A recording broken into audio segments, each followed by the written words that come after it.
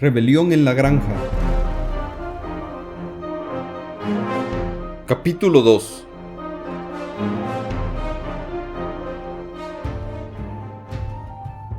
Tres noches más tarde, el viejo comandante murió sin sufrir mientras dormía.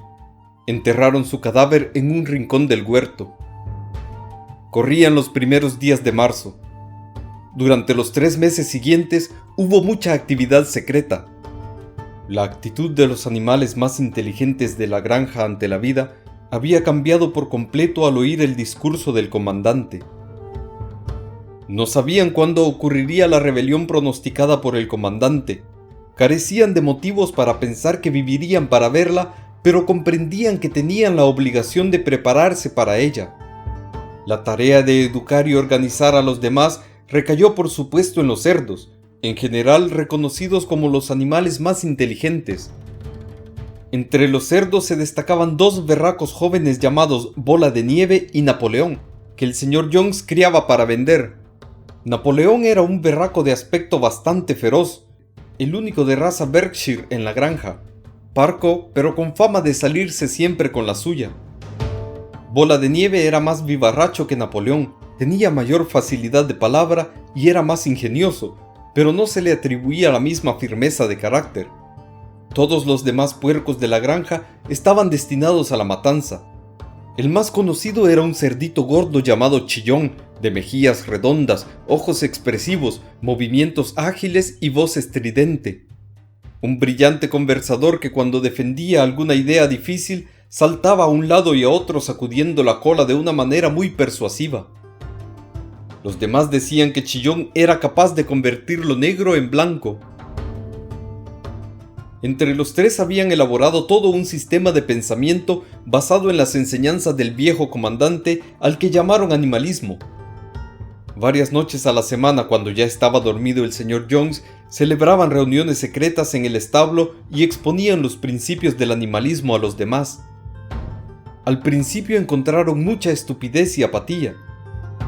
Había animales que hablaban del deber de lealtad al señor Jones, a quienes llamaban amo, y había quienes hacían comentarios tan básicos como «El señor Jones nos da de comer, si desapareciera nos moriríamos de hambre».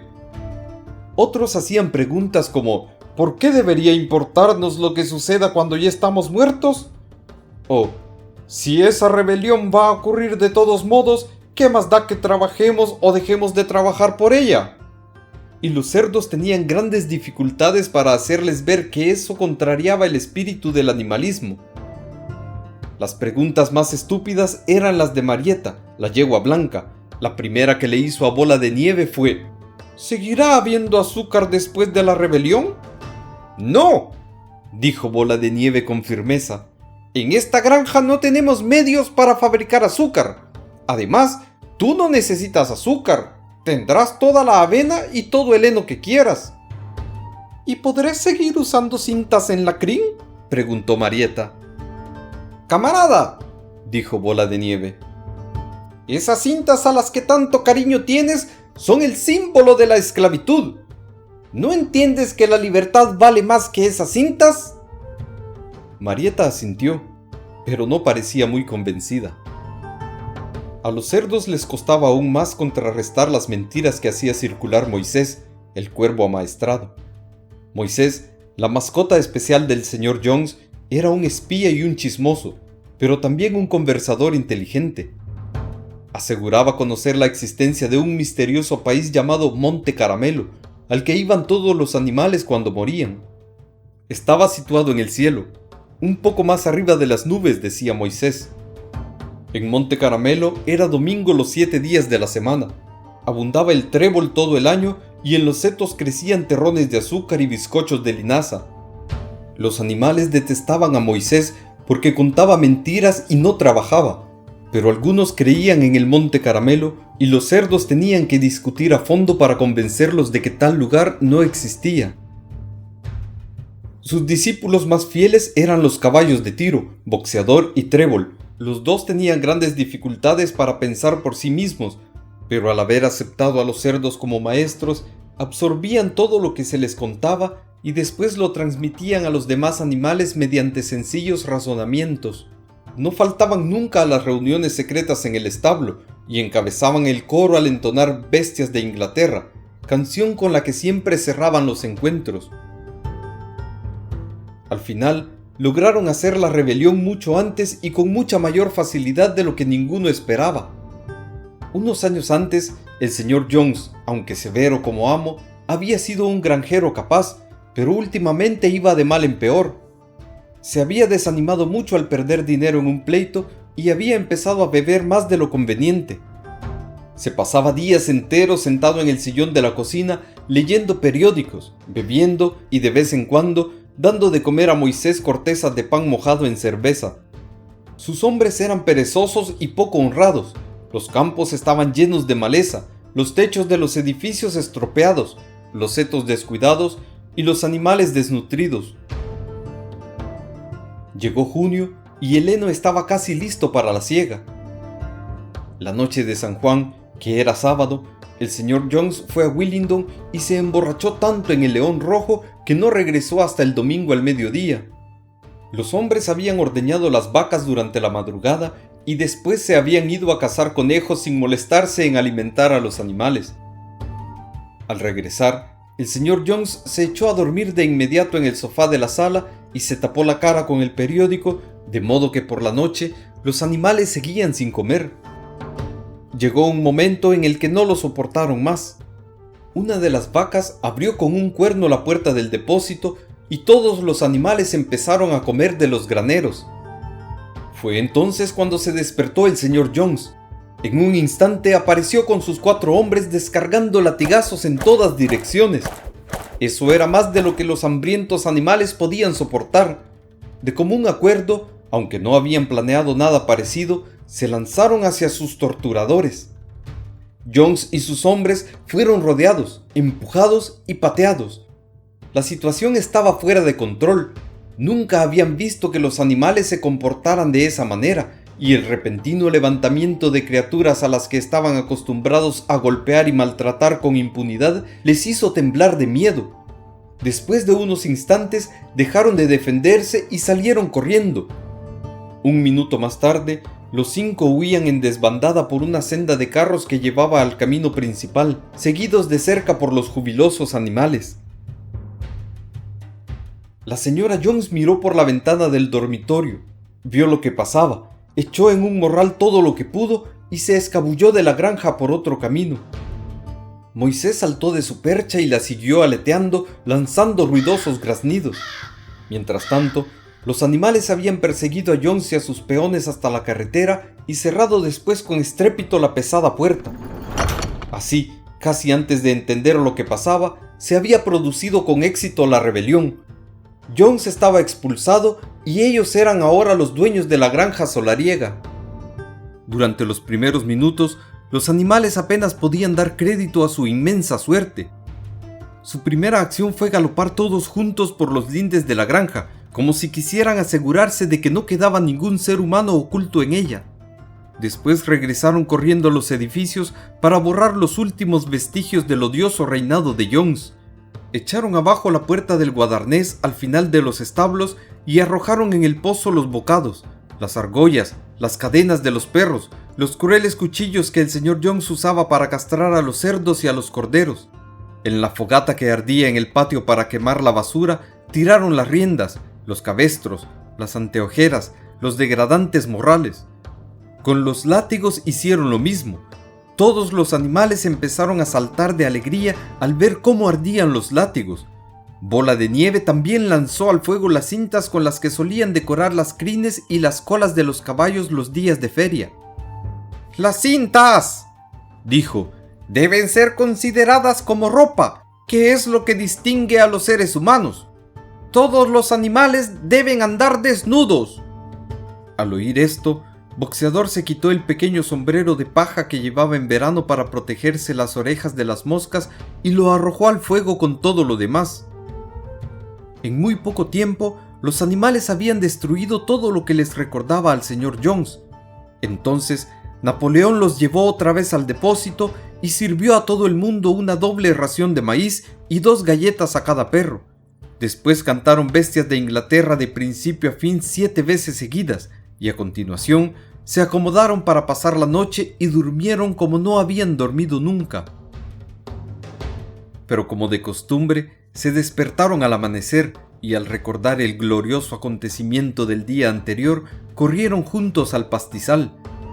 Por el camino había una loma desde la que se divisaba casi toda la granja. Los animales corrieron hasta la cima y miraron alrededor la clara luz de la mañana. Sí, era de ellos. Todo lo que veían era de ellos. Embelesados por esa idea, empezaron a brincar por todas partes, a corcovear lanzándose excitados al aire. Se revolcaron en el rocío, pasieron bocados de la dulce hierba estival, patearon terrones de tierra negra y olfatearon su potente fragancia. Después recorrieron toda la granja inspeccionándola y contemplaron mudos la tierra labrada, el henar, el huerto, el estanque, el soto. Era como si nunca hubieran visto esas cosas y todavía les costaba creer que fueran suyas. Después regresaron en fila a los edificios de la granja y se detuvieron en silencio delante de la puerta de la casa.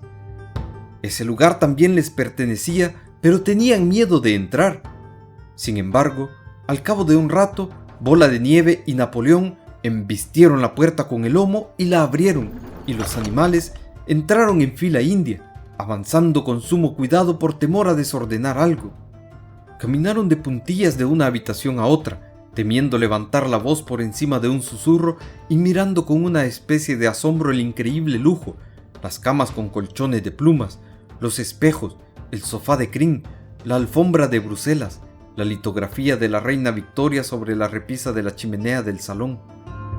Bajaban por la escalera cuando descubrieron que faltaba Marieta. Al volver, la encontraron en la mejor habitación.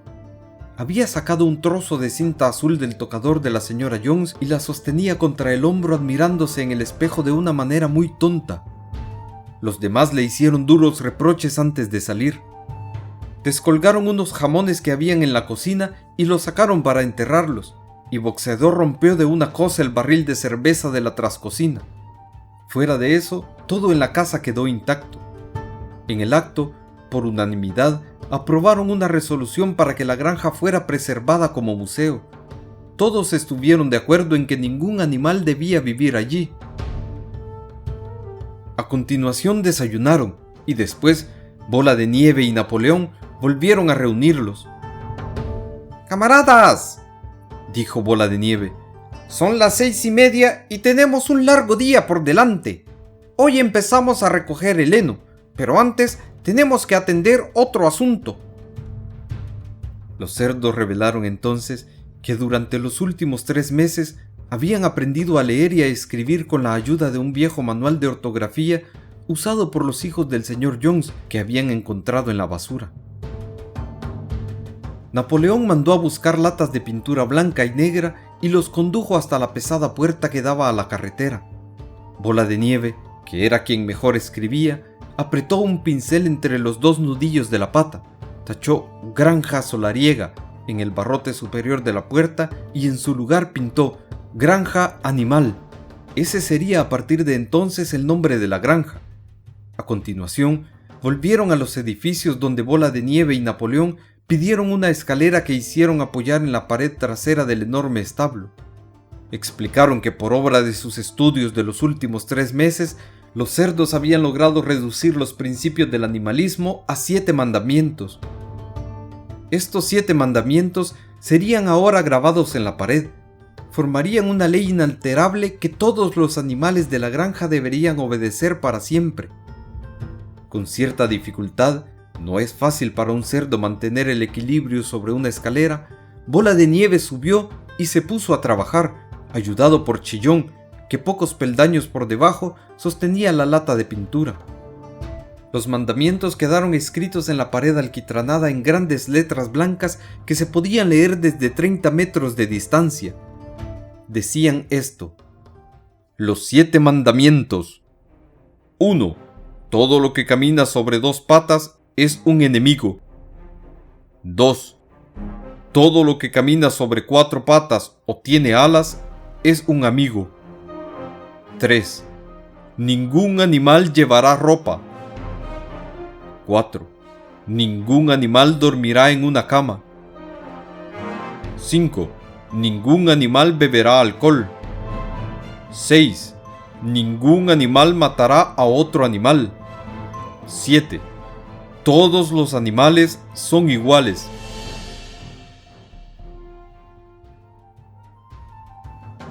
La letra era muy clara, y salvo que en vez de un amigo, decía un anigo.